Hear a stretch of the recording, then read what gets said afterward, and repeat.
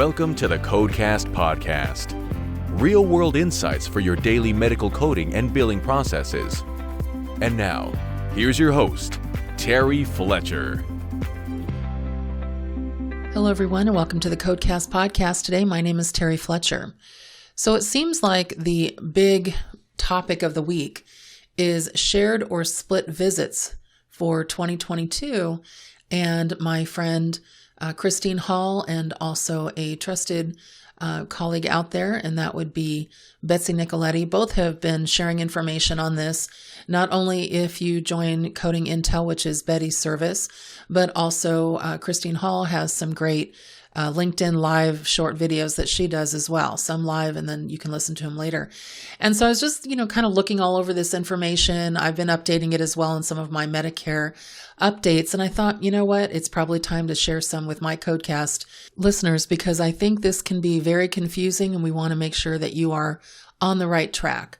So what is going on with shared or split visits? We know in 2021, the office visit documentation rules changed, and they included an excerpt of the split or shared visit when something's shared between a qualified healthcare provider and a physician when they're using time as their visit. Well, this isn't that.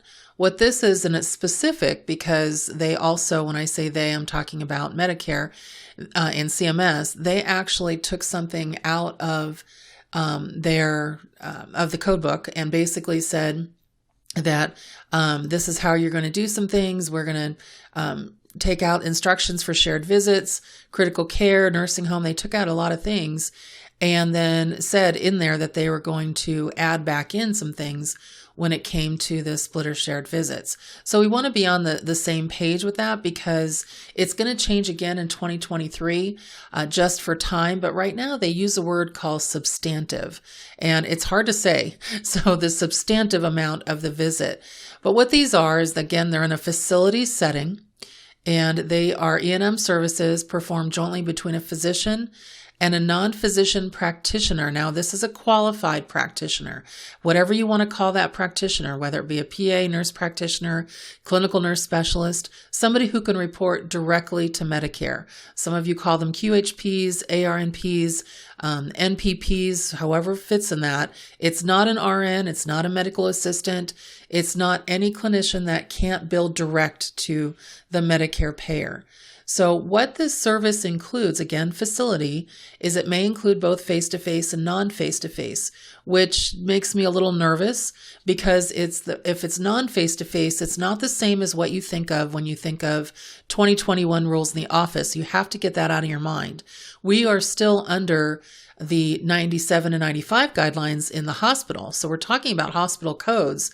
And the only way you can get some of those non-face-to-face activities is if you're following the rules of the 95 or 97 guidelines and you're in the same hospital as the patient. It's not over the phone. It's not later on. It's where the patient is and dealing with chart review or prep for that patient that's in the hospital. So make sure you're aware of that. Otherwise, you could be under or over coding. But for 2022, CMS states that the service should be reported by the clinician who performs a substantive portion of the visit. Now, to me, that means that you're going to need to have some shared visit police out there that are going to be auditing these services, because not only is it in the final rule, there was a specific modifier created for split and shared visits in the facility setting, and that is FS. So F as in Frank, S as in Sam. So FS is going to be your modifier starting January 1st, 2022.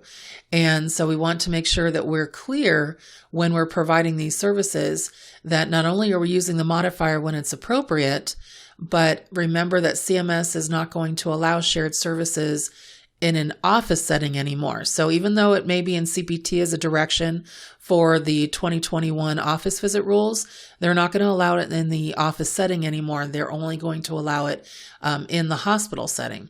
And so they'll still allow incident 2 in the office when they talk about the 99202 to 215.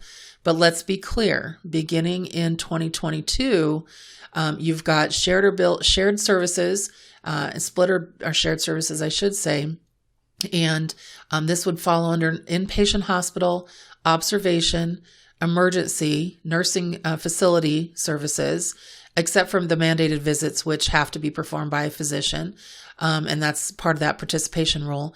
And they also now will allow critical care services can be billed as shared or split visits, but that will have another modifier that we'll talk about. So just make sure that you're aware that it's very specific that if you try to report a split or shared visit anymore in the office under place of service 11, that's not going to work. So it would have to be either 21 for inpatient, 19 or 22 for outpatient hospital, et cetera. So you would have to have a facility place of service.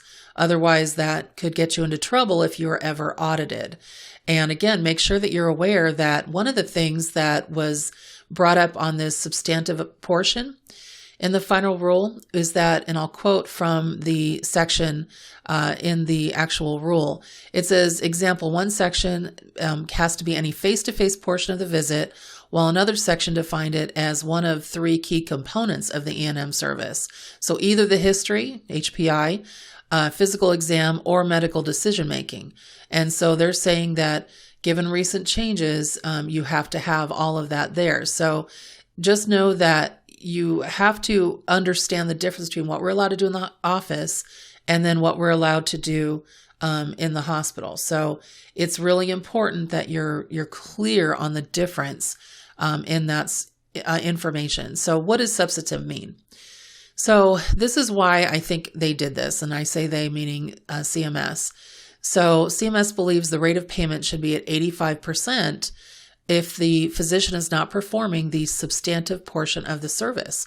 And I tend to agree with them. I think that absolutely makes sense because, if a nurse practitioner or PA was a physician, then they would have MD or DO after their name. But in this, and we call it a transition year, CMS says they're defining a substantive portion of the visit as the provider or practitioner who performed more than 50% of the time for the visit or in its entirety, either the history, the exam, or medical decision-making portion of the note. So it also clarifies that your provider, if you're doing a shared visit, can't just go over and countersign the note. I've mentioned that to so many clients that I've audited their hospital services, and I'm like, you have to do more than countersign. I've even had practices that said, well, the doctor couldn't make it that day, but they still clarified or collaborated over the phone. And so they were able to get the shared visit. I'm like, no. My head exploded. You have to have that face-to-face, but now it's been expanded where the practitioner who bills that visit has to perform that component, one of those 3 components in its entirety in order to bill.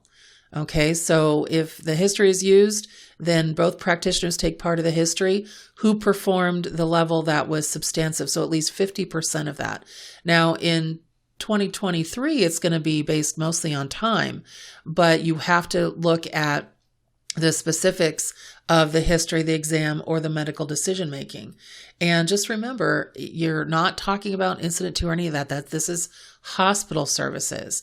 And so they're really specific that this is for the hospital. This is in a facility setting. So your place of service has to be very specific to that facility.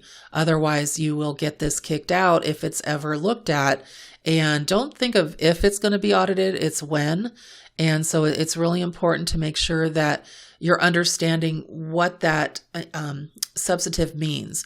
Now, if you're using time in your documentation, because you can use either or now, then you have to list what those activities are. Now, CMS could possibly say, you know what, that time of doing all that non-face-to-face stuff isn't going to be appropriate, if you're just using that documentation or doing ordering tests or things like that. So one of the things that CMS does a lot of times is they basically say that, it's our interpretation versus what you're actually reading.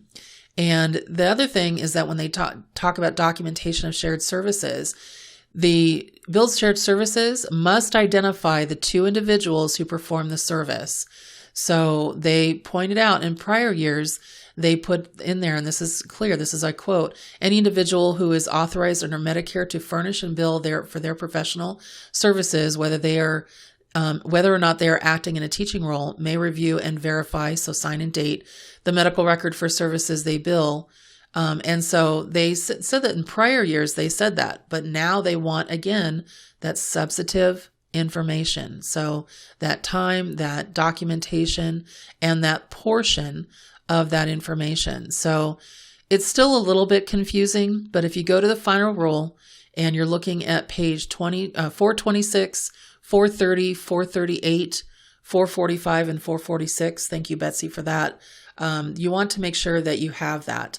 And listening to Christine Hall recently on Splitter Shared Visits, she also cited some of the similar page numbers. So this is where it gets, just kind of interesting, because you have to wonder who's going to be monitoring this. And what I would recommend is that you definitely do maybe a spot check and take a look at that substantive portion and figure out if your physicians are clear, first of all, identifying the two people involved, the two practitioners involved in seeing the patient.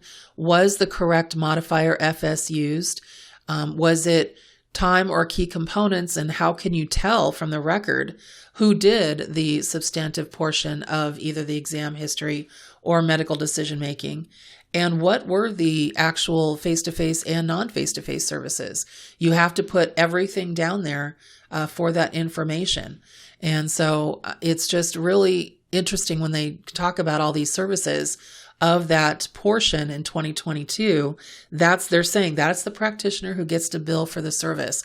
I think that's on page 430. I think when you look at that from just a final rule, that I think that Medicare is really hoping that they're going to see a lot more savings with that 85% reimbursement than the full reimbursement to the physician. But I have a feeling it's going to be interesting, because I can just see this causing all kinds of confusion. So let's say that you have a shared visit. Let's say it's an admit, and your nurse practitioner has admission, allowable. So they're allowed to, privileges, couldn't think of the word. And so they're allowed to admit a patient, but your physician also is sharing that because the patient's being admitted to the physician, obviously. So the NPP spends 15 minutes with the patient. The physician actually spends, let's say 20 minutes. And then each clinician documents what they do within that service. But you've got 5 more minutes, which would be substantive with the physician, so they would get to bill it. If it was reversed, who would get to bill it? It would go under the NPP. So it's important, again, in its entirety, what that's looking at. And there's a couple of tables, again, that I saw on Coding Intel that were very helpful, and we'll create some ourselves just to let you see what you're looking at. But it's just an interesting concept, because how much is substantive? Is that 51%? Is it more than half the total time? Is it completing one portion of the history exam or medical decision making? So this is where you have to figure out what they're talking about. To me, because there are 3 guidelines, or I should say 3 sets of services, components to the hospital code. So you have history exam, medical decision making. I would think that you would have to, substantive would mean that somebody would have to complete more than one, or at least complete one and then more than half of another portion. So a complete history and then at least more than half of the exam. But then if your physician is only going in and doing the medical decision making and then just saying, I agree on the history and exam, who gets that? Well, according to this new rule, that would be the nurse practitioner, and then you'd take a hit in reimbursement. So in my opinion, this is still clear as mud, but it's something that you have to take a look at. You might want to grab an external auditor, and this isn't just to, this isn't to generate, business for me. I'm busy enough, but I'm happy to look at it if you need us to review it for you. So take a look at our website and how to engage our services as an auditing body. But it is going to be absolutely crazy when this starts to get looked at by Medicare and other third-party payers. So my coding question today kind of follows along the lines of nurse practitioners and PAs. and when we're talking about billing incident 2.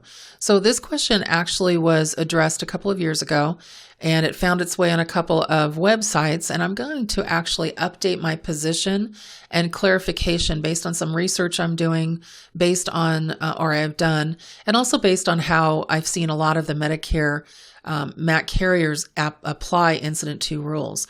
So let's say that you have a patient that was seen initially by a physician, and they basically initiated care. They did everything for that patient, and then the patient came back for a established patient visit with the nurse practitioner.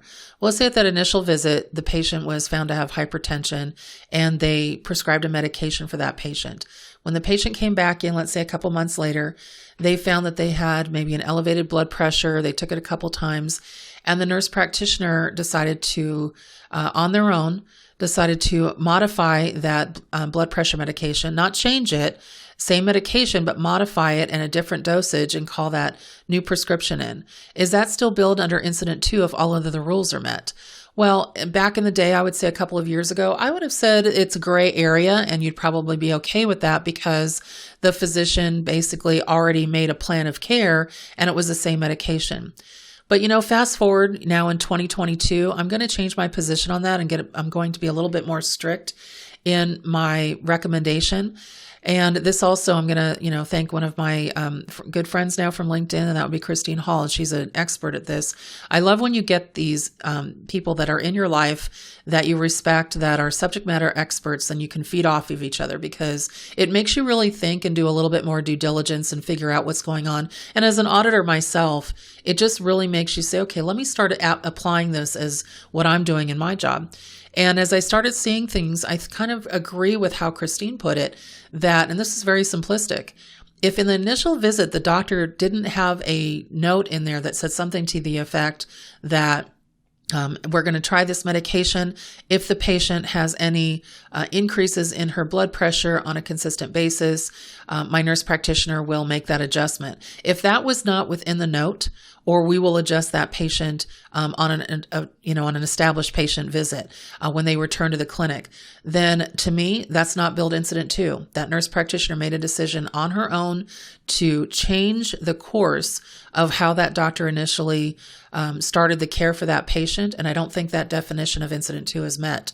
So I know it's a gray area, and I know, again, a couple of years ago, I may have had a different take on it, but I think now, because audits are just rampant, and we're talking not just CERT audits I mentioned last week, RAC audits, prepayment audits, ZPIC audits, UPIC audits, we want to be as clean as a claim as we can and as compliant and best practices as we can.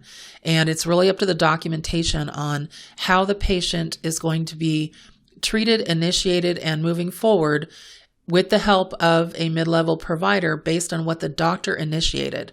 And so if the physician, MDDO, did not put in their initial note that this can be modified later on, then that shouldn't be allowed from an incident 2 perspective. Can the nurse practitioner PA modify that? Yeah, that's under the scope of their licensure, of course, but can it be billed out under the physician if the physician's in clinic and all the other incident 2 supervision guidelines are met? In my opinion, no. In my opinion, that patient would have had to see the physician to get that change in their care for that to be billed under the physician. To me, that would be now a new change.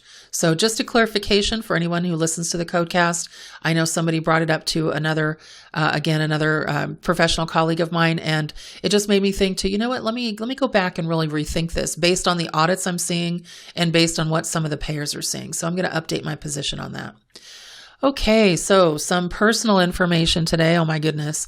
I'm sure most of you know about my love for the Pittsburgh Steelers. Just finished my last regular season, Steel City Underground, What the Football podcast. We actually got into the playoffs at 9-7-1. I know you can't believe that, but talk about stress. I mean, we beat the Browns Monday Night Football, and that's what was Ben's, last game at home. And then we beat the Ravens on Sunday Night Football just by 3 points in overtime. It was crazy. Wouldn't have helped anybody to tie there. But then we had to sit through a Raiders and LA Chargers game that was so stressful because it couldn't end in a tie. It just couldn't. And so what happened was we went out to dinner, we were coming back from dinner, and we're listening to this game, and we're like, you've got to be kidding me, on Sunday night.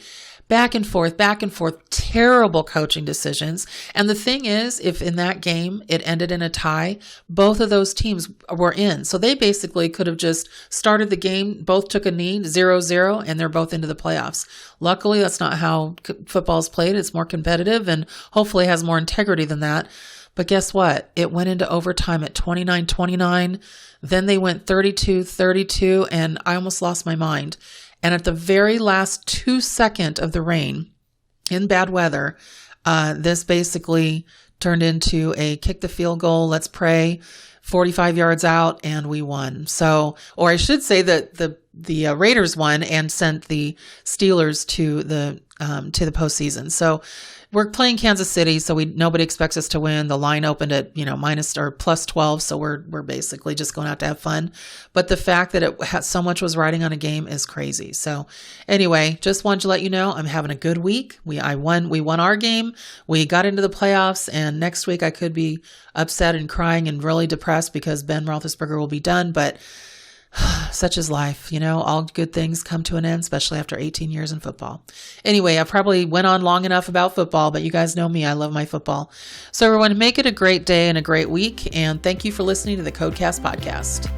For more information on medical coding, billing, auditing, and compliance, including how to hire Terry, follow Terry on Twitter at TerryCoder1 or visit her website at www.terryfletcher.net. Podcast producer Joe Kuzma. Music producer Dassassin Music.